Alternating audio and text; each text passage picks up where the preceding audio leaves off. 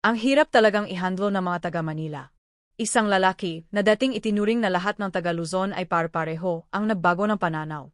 Siya, na nagtatrabaho sa Mactan Cebu International Airport, ay nakatagpo ng isang matandang mag-asawang Pilipino. Sila ay iba sa mga taga-Manila na nakasanayan niya. Anong uri na mag-asawa ang nakapagpabago sa kanyang matibay na paniniwala? Halinit ating alaman. Walang katapusang asol na kalangitan at malinaw na berdeng karagatan. Ang Cebu ay isang pangarap na lugar para sa marami, isang destinasyong inaasam na mapuntahan kahit isang beses man lang sa buhay. At bilang pasukan nito, ang Mactan Cebu International Airport, MCI, ay laging puno ng mga turistang dumarating sa buong taon. Ang lugar na ito ay puno ng mga ngiti ng pananabik at masasayang boses, isang tunay na paunang silip sa paraiso. Gayunpaman, kabaliktaran na masayang kapaligiran na ito, ang tensyon sa lugar ng immigration ay kapansin-pansin. Ito man ang pinto papuntang paraiso, ito rin ay isang mahalagang kuta na nagpoprotekta sa seguridad ng bansa. Ang mga immigration officer ay may matatalim na mata, sinusuri ang bawat bisita, hindi pinapalampas ang anumang kahinahinalang kilos. Alan Benigno. Noong 2024, ang pasaporte ng Pilipinas ay kasama sa mga kinikilalang pasaporte sa mundo. Ayon sa survey ng Henley & Partners, ang Philippine Passport ay maaaring gamitin sa mahigit 60 bansa at teritoryo ng walang visa. Ito ay patunay ng tiwalang ibinibigay na iba't ibang bansa sa mga Pilipino. Ngunit saan nga ba nagmumula ang tiwalang ito? Isang Amerikanong dating immigration officer, si Brian, ang nagbahagi ng isang bahagi ng kwento. Noong nagsisimula pa lang ako, pag-alala niya, sa totoo lang, wala akong magandang impresyon sa mga pasaherong galing Luzon, lalo na sa Maynila. Lalo na yung mga galing sa mga tour group mula sa Maynila. Ang ingay nila, walang respeto, walang pakialam sa pila, at kung saan-saan nagtatapon ng basura. Normal na yan sa kanila. At ang mga salita ng senior officer na si Richard ay lalong nagpatibay sa kanyang pananaw. Huwag kang magpapakampante, Brian. Ang mga taga-Manila, sakit sila sa ulo. Ang araw ng isang malaking bagyo ay nalalapit na. Kasabsagan ng tag-init. Kahit nakaupo lang ay papapawisan ka. Peak season SA Mactan Cebu International Airport. Puno ng tao, ingay at alinsangan. Kahit naka-aircon, ang init ng hangin ay nanunot pa rin. Ang immigration area ay naging isang magulong lugar. Nakatayo sa kanyang pwesto ang bagitong si Brian. Ito ang unang pagkakataon niyang makaranas ng ganito karaming tao. Kahit gusto niyang suriin ng mabuti ang bawat isa, ang katotohanan ay para siyang nasa isang faktory. Kailangan niyang iproseso ang walang tigil na daksa ng mga pasahero. Ang kanyang kaba ay tumitindi. Ang utos ng kanyang supervisor, mabilis pero sigurado. Ang mga salitang iyon ay pabigat ng pabigat sa balikat ni Brian. Sa sandaling iyon, napansin niya ang isang grupo na sobrang ingay sa kabilang dulo ng pila. Ang ingay ay may kasamang sigaw ng mga bata at tumatagos sa kanyang tenga. Pagtingin niya, isa itong tour group mula sa Luzon, mukhang galing Maynila. Hindi nila pinapansin ang pila, malalakas mag-usap, at ang mga bata ay nagtatakbuhan sa pagitan ng mga linya. May ilan pang nakaupo sa sahig, nagbukas ng kanilang mga chichirya. Ang immigration area ay nagmukhang peleng. Ang pinakaunang tao sa grupo ay humarap kay Brian. Isang tahimik na lalaking nasa katanghaliang gulang. Inihagis niya ang kanyang pasaporte sa counter na parang nag-abot lang ng basura. Ang kilos na iyon ay halatang walang respeto. Kahit naiinis, pinilit ni Brian na maging kalmado. Ano po ang pakay ng pagbisita sa Cebu? Ngunit imbes na sumagot, nagpatuloy ang lalaki sa pakikipag-usap sa kanyang kasama. Nilakasan ni Brian ang kanyang boses at inulit ang tanong. Ngunit ang lalaki ay sinadyang ibaling ang ulo at nakipagtawanan pa sa kasama. Sa harap ng ganitong pangmamalit, ang pagiging profesional ni Brian ay unti-unting nawawala. Sa kabilang booth, si Richard ay humaharap sa isang pasahero mula Maynila. Ang kanyang paraan ay napaka-mekanikal. Business o bakasyon? Patingin ng return ticket. Walang emosyon, ginamit lang ang mga batayang salita at tapos na. Hindi ito pakikipag-usap sa tao, kundi isang proseso lamang. Sumulyap si Brian kay Richard. Umiling lang si Richard pabalik, na tila nagsasabing, hayaan mo na. Wala kang mapapala diyan. Sa sandaling iyon, naramdaman ni Brian na may naputol sa loob niya. Ang kanyang paniniwala na dapat tratuhin ang lehanan may sinseridad ay nadyan isang malamig na pagkagismaya. Ang nagsisimula pa lang niyang negatibong pananaw sa mga taga-Maynila ay naging isang matibay na paniniwala. Kahit na puno ng pagkadismaya, hindi pa rin isinuko ni Brian ang kanyang mga prinsipyo. Ang kanyang responsibilidad bilang isang bagitong opisyal at ang kanyang pagmamalaki sa kanyang uniforme ang nagpatatag sa kanya. Ipinangako niya sa sarili, hindi niya gagayahin ang malamig na pakikitungo ni Richard. Patuloy siyang magiging tapat sa mga taong nasa harap niya. Ang hindi niya alam, ang sandali na magpapabago sa lahat ng ito ay malapit nang dumating. Tinitigan ni Brian ang lalaki sa mata at matatag na sinabi, ibabalik ko ang pasaporte ninyo. Hanggat hindi kayo sumasagot sa tanong, hindi kayo makakadaan. Ang maingay na lugar ay biglang natahimik. Ngunit ang katahimikan ay agad na binasag ng isang sigaw. Ano ba? Ang bagal-bagal mo. Hindi mo ba narinig? Papasukin mo na kami. Ang lalaking kanina lang ay nakikitawa, gayon ay sumisigaw sa matatas na Ingles. Nagulat si Brian. Nakakaintindi pala sila ng Ingles, pero sinadya siyang balewalain. Ang malisya sa kanilang kilos ay nagpakilabot sa kanya. Dahil sa sigaw na iyon, ang buong grupo ay nagumpisa na ring magreklamo. Ano ba yan? Mahuhuli na kami sa tourist bus. I-report kita sa travel agency namin. Ibigay mo ang pangalan mo. Ang matatalim na boses ng mga babae ay sumasakit sa tenga ni Brian. Higit pa roon, isang lalaki na naglalaro sa kanyang cellphone ang nanghamak, bilisan mo na. Ang isang cellphone ko lang mas mahal pa sa isang taon mong sweldo. Hindi na sila mga turista. Ang sitwasyon ay hindi na makontrol. Ilang tao ang umalis sa pila at pilit na dumaan. Tumigil kayo, sigaw ni Brian, hinawakan ang braso na isa. Ngunit isang lalaki ang biglang ibinagsak ang kanyang maleta sa sahig. Isang malakas na kalabog ang umalingaunggaw. Nagsigawan ang mga tao. Naging magulo ang lahat. Requesting backup. May gulo sa area 3. Hindi makontrol, sigaw ni Brian sa kanyang radyo. Agad na dumating ang mga security staff at naawat din ang gulo. Nagkalat na mga bagahe, matatalim na tingin, at isang pagod na si Brian. Ang kanyang mga ideal at paniniwala ay nadurog na. Pagkatapos ng gulo, kailangan magpatuloy ang trabaho. Hahawakan na sana niya ang susunod na pasaporte, nang isang mag-asawang Asyano ang humarap sa kanya. Ang kanyang pag-ingat ay automatikong tumaas. Tahimik silang lumapit sa counter. Nakaramdam si Brian na isang kakaibang pakiramdam na hindi pa niya naramdaman dati. Tumigas ang kanyang mukha. Sa isang iglap. Mayong hapon. Magandang hapon po. Ang kanilang boses ay sobrang kalmado at magalang. Pagkatapos, bahagya silang yumuko. Gamit ang dalawang kamay, magalang nilang iniabot ang kanilang mga pasaporte. Natigilan si Brian. Ang kilos na ito ay malayong-malayo sa kaguluhan, sigawan, at masasakit na salitang naranasan niya kanina. Ang naramdaman niya ay isang pagkalito na hindi niya may paliwanag. Dahan-dahan niyang ibinaba ang kanyang tingin at nakita ang mga salitang naka-embos sa takip ng pasaporte. Naghasalit dun, Pilipinas. 2 pasaporte ng Pilipinas ang tahimik na magkatabi sa counter. Ang katahimikan na dala ng mga ito ay tila ginawang isang panaginip lang ang naganap na kaguluhan. Kahit na kumalma na ang puso ni Brian, sa loob-loob niya, nagsimula nang umikot ang pagkalito. Ang kilos at galang na mag-asawang ito ay hindi tugma sa lahat ng kanyang nakaraang karanasan at inaasahan. Nagartlang ba sila? Baka ginagamit nila ang pagiging magalang para makuha ang loob ko. Ang pagdududang ito ay gumulo sa kanyang isipan. Ang kawalan ng tiwala na naitanim na ay hindi madaling bunutin. Hindi na malayan ni Brian na muli na namang tumigas ang kanyang mukha. Nagsimula siyang magtanong sa isang hindi magandang tono. Mag-asawa kayo? Ano ang pakay na inyong pagbisita? Opo. Maghahonimon po kami, sagot ng lalaki, kalmado at may kumpiyansa. Ang pagiging kampante na iyon ay lalong nagpatindi sa pagdududa ni Brian. May patunay ba kayo na honeymoon yan? Marami na kasing kaso ng peking kasal para lang makapasok. Alam niyang hindi maganda ang kanyang tono. Sa normal na sitwasyon, siguradong may inis ang kausap niya. Ngunit, ang nakuha niyang sagot ay hindi inaasahan. Ang mag-asawa ay nagkatinginan at ngumiti. Ang babae ay may kinuha sa kanyang bag, isang folder. Nasa loob nito ang kanilang hotel at flight confirmations, mga restaurant reservation, travel insurance, at katina ang isang detalyadong itinerary. Lahat ay maayos na nakaayos. Ang mga mahahalagang bahagi ay mayroon pang malilit na color tabs. Ang pagiging kompleto nito ay parang isang profesional na ulat. Ito ay purong katapatan, malayong-malayo sa paghahanda ng isang taong may masamang intensyon. Nagtanong pa siya na ilang beses. Lahat ay sinagot ng malinaw. Ang mga dokumento ay kompleto. Ang pagdududa sa kanyang puso ay unti-unting nawala. Napalitan ito na isang di may paliwanag na pakiramdam. Tahimik na kinuha ni Brian ang selyo para sa kanilang pagpasok. Sa sandaling iyon, "Sir, pasensya na po, pwede po maghintay sandali?" Magalang na sabi ng lalaki, sabay tingin sa dulo ng pila. Ang tinitingnan niya ay isang matandang babae na mukhang masama ang pakiramdam, nakasandal sa peder.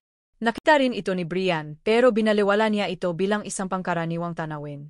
Nag-atubili sandali ang lalaki at nagtanong kung kang maaari pa sana. Pwede pa bang panahin natin as ay lola? Isang malakas na sampal ng katotohanan ang tumama kay Brian. Para sa kanya, nasanay na makakita ng mga taong sarili lang ang inisip, ang kilos na ito ay hindi kapani-paniwala. Isakripisyo ang sariling pwesto para sa isang estranghero na iba ang lahi at wika. Mayroon pa bang ganitong tao sa mundong ito? Ang mga kaisipang ito ay umikot sa isip ni Brian. Bawal yan sa regulasyon. Hindi ko pwedeng gawin yan, ang tanging naisagot niya. Ngunit sa sumunod na sandali, ang mag-asawa ay hindi nagpakita ng kahit anong pagkadismaya. Sa halip, bahagya pa silang yumuko kay Brian at sinabing, "Naku, pasensya na po sa abala." Hindi na sila kayang tingnan ni Brian bilang mga ordinaryong pasahero lang. Bakit nila ito ginagawa? Bakit sila gumagawa ng isang bagay na wala namang kapalit? Ang kanyang matibay na paniniwala laban sa lahat ng taga-Luzon ay nagsimulang gumuho. Ang dalawang taong ito sa harap niya ay iba sa lahat ng turistang nakilala niya, mula sa kahit saang bansa. Gamit ang nanginginig na kamay, kinatakan ni Brian ang kanilang mga pasaporte. Kahit ang ilang segundong pagpapatuyo ng tinta ay tila napakatagal para sa kanya. Halos hindi niya namalayang iniabot na niya ang mga pasaporte sa kanila. "Salamat po," magalang nilang sabi, yumuko, at tumalikod, handa nang pumasok sa magulong mundo ng Cebu. Sa sandaling iyon, lumingon ang lalaki, si G. Reyes, at may pinulot sa sahig. Isang ballpen. Ito, yung ballpen na nahulog kanina noong nagkagulo ang grupo mula sa Maynila. Maingat na pinunasan ni G. Reyes ang alikabok sa ballpen, lumapit kay Brian at gamit ang dalawang kamay, iniabot ito. "Sir, asa inyo piyata ito." Nahilag. Ang mga salitang iyon ay tumagos ng malalim sa puso ni Brian. Ang kaguluhan sa kanyang isip ay natapos na. Ang lahat ng kanyang bakit ay nagkaroon na isang sagot. Para sa kanila, ang mga kilos na ito ay hindi espesyal. Ito ay ang mga normal at tamang gawain bilang isang tao. Hindi ito para sa pansariling interes, kundi dahil lang sa simpleng paniniwala sa pagiging tama at matuwid. Ito ay ibang-iba sa mundong kinagisnan ni Brian. Isang senyor, si Richard, ang marahang tumapik sa kanyang balikat.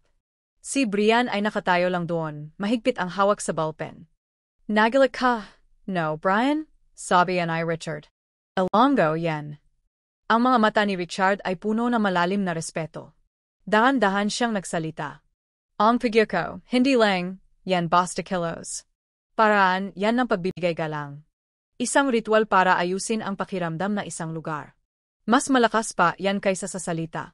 Nagpatuloy si Richard. "Patty yung ballpen. Alam mo ba ang konsepto ng pagpapahalaga?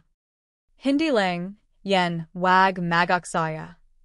Para sa kanila, lahat ng bagay ay may halaga, kaya responsibilidad ng tao na gamitin ito ng maayos hanggang sa huli." Ang paliwanag ni Richard ay nagbigay linaw sa lahat ng naranasan ni Brian. Tayong mga Amerikano, tinuruan tayong ipaglaban ang ating karapatan. Pero tinuruan sila mula pagkabata na huwag maging abala sa kapwa. Natural na yan sa kanila, parang paghinga. Kaya bago nila ipahayag ang kanilang opinyon, isipin muna nila ang kapakanan ng lahat. Ibang-iba sila sa atin. Naramdaman ni Brian ang matinding hiya sa kanyang kamangmangan. Natanto niya, ang mga taga-Maynila at ang mga taga-ibang probinsya, tulad ng Iloilo, kung saan galing ang mga Reyes, ay magkaibang magkaiba. Ang simpleng paglalagay sa kanila sa isang kategorya bilang taga-Luzon o Pilipino ay isang malaking insulto sa mga taong may ganito kadakilang espiritu. Mahigpit niyang hinawakan ang ballpen at tahimik na nangako sa sarili. "Itatapon ko ng aking mga maling akala at haharapin ko ang mga tao ng may buong katapatan." Ang ballpen na iyon ay naging isang espesyal na kayamanan para kay Brian. Iningatan niya ito na parang isang anting-anting. Kahit lumipas ang maraming taon, hindi niya ito binitiwan. Mula sa araw na iyon, nagbago ang kanyang pagtingin sa trabaho. Dati, ito ay isang paulit-ulit na pagtatatak lang sa pasaporte. Gayon, nakikita na niya ang bawat individual sa likod ng pasaporte, ang kanilang kultura at kasaysayan. Lalo na kapag ang isang asul na pasaporte na may nakasulat na Pilipinas ang lumapak sa kanyang counter, ang kanyang puso ay nagseseryoso. Kahit hindi ang mag-asawang Reyes ang nasa harap niya, ang alaala ng araw na iyon ay bumabalik at mula sa puso, sasabihin niya, "Maayong pag-abot. Maligayang pagdating. Welcome to Cebu." Naging ugali na niya ito. Sa kanyang pagtagal bilang immigration officer, Paulit-ulit na napatunayan ni Brian na ang naranasan niya ay hindi isang samba. Naging isang matibay na katotohanan ito. Sa tuwing isang grupo mula sa Maynila ang magdudulot ng gulo, palaging may isang grupo ng mga Pilipino mula sa ibang rehiyon, tulad ng mga Ilonggo o Cebuano, ang darating para pakalmahin ang sitwasyon at ibalik ang kaayusan. Hindi sila maingay. Tahimik silang pumipila. Ang kanilang mga dokumento ay laging kumpleto at perpekto. Pagkatapos ng lahat, mula bata hanggang matanda, lahat sila ay magsasabi ng, "Salamat po," nang may ngiti. Si Brian ay labis na nahihiya sa sarili niyang dating pag-isip. Napakakitid at napaka-arogante ng kanyang pananaw.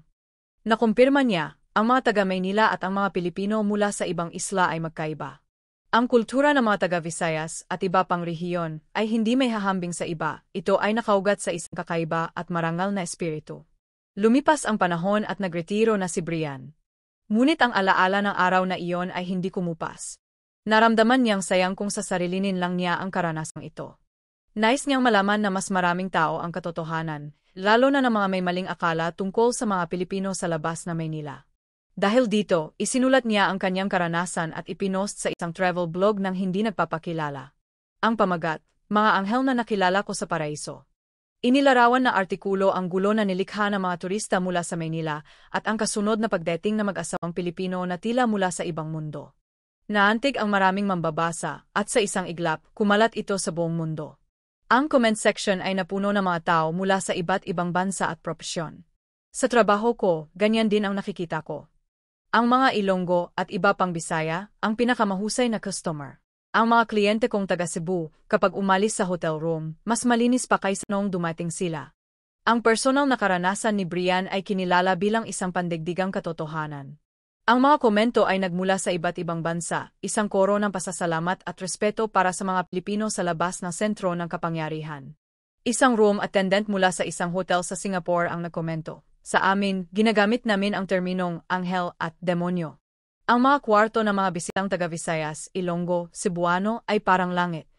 Maayos ang kama, nakahiwalay ang basura, at laging may maliit na tip at thank you note." Sa kabilang banda, ang mga kwarto ng mga taga-Maynila, madalas ay parang impyerno. Nagkakalat sila na parang walang pakialam sa aming mga staff. Tahimik lang kaming naglilinis. Isang tour guide na lalaki mula sa Japan ay nagsabi rin, "Kapag nalaman naming ang kliyente namin ay taga-probinsya ng Pilipinas, hindi taga-Maynila, nagsasaya kami. Dahil alam naming magiging maganda ang tour." Ang mga taga-probinsyang Pilipino, laging on time, nakikinig ng mabuti at minsan ay may malalalim pang tanong. Higit sa lahat, ipinaparamdam nila ang kanilang respeto at pasasalamat sa aming mga guide. Sa pagtatapos ng tour, ang marinig sila magsabi na, "Salamat po, ang saya ng biyahe namin dahil sa inyo." Iyon na ang pinakamasarap na pakiramdam sa trabahong ito. Isang chef mula sa isang Michelin-starred restaurant sa Pransya ay nagbigay din ng opinyon. "Wala nang hihigit pa sa mga Pilipinong, hindi taga Manila, bisita na nakakaintindi at gumagalang sa aming pagkain at sa kultura sa likod nito.